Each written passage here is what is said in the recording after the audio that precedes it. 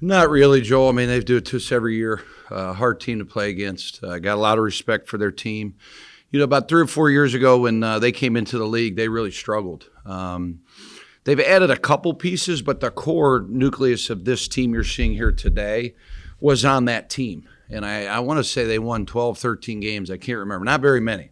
And none of those kids went in the portal. None of them transferred. They all stayed. And now you're seeing a group of players that have played together with each other for 5 years. There's a cohesion. There's a communication. There's an understanding where the ball's supposed to go. There's an execution on both sides of the floor.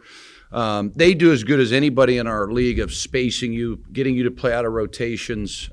There's 4 guys on the floor at all times that can make shots. So I give them a lot of credit. John's a good coach. He's a good friend of mine. We talk a lot. He's one of the coaches in this conference that I talk to quite a bit.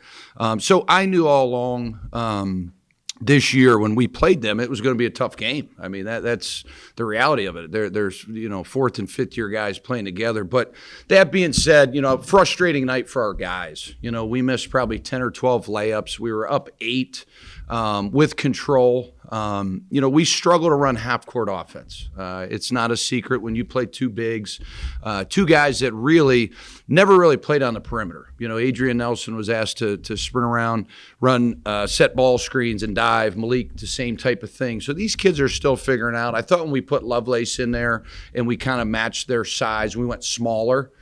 Joel, that is something we got to look at moving forward in certain games. But it's tough. This league is it's one of the closest conferences in the country in 1 or 2 possession games. And, when you're on the other side of it, it's deflating. When you're on the winning side, it feels really good, But New Year's is certainly going to be different.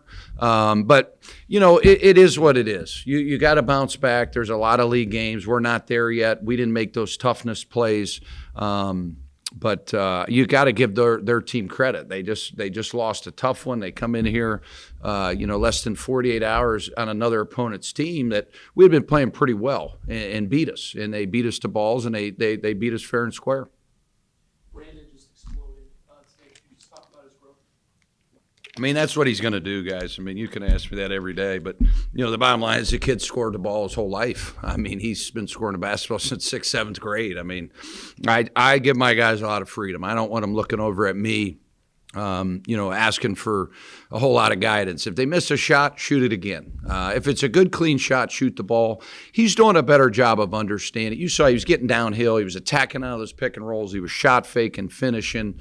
The kid's a natural scorer. We got to get some more production from some of those other bench guys. They got to earn some minutes here. That's the bottom line.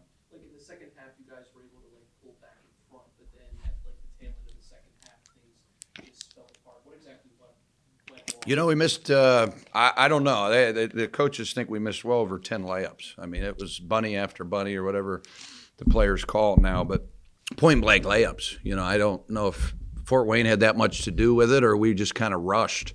They didn't have much size in there other than the big kid.